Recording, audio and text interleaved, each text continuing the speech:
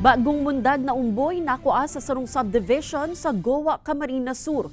PNP asin DSWD Goa padagos pang pigi-imbestigaran ang insidente. Uyan report.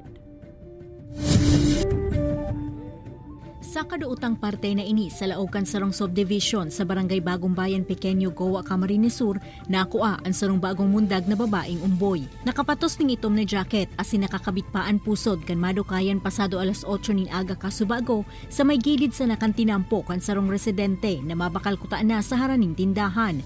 Ang insidente, tulos man na pagrespondihan kan Emergency Medical Services Team kan MDRRMO Goa asin kan kapulisan.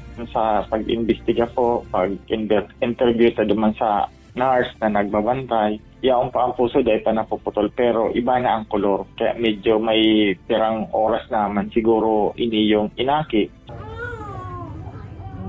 Padagos pa man na pigsususog kan mga otoridad ang magurang kaini o ang taong nagwalat kaini sa lugar.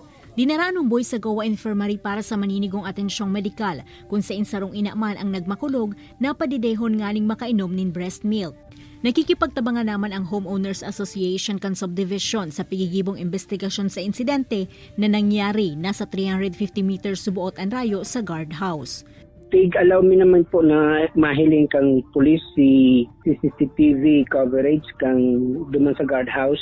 And then naghakuyan pa po kami sa ibang homeowners na iguaning CCTV na posibleng makakuha kang anggulo na ito. Sigon kay Adayo, posibleng bakong residente kan sa indang lugar ang kagibo ka ini. Ini si Rosie Nieva, Balitang Bicolandia.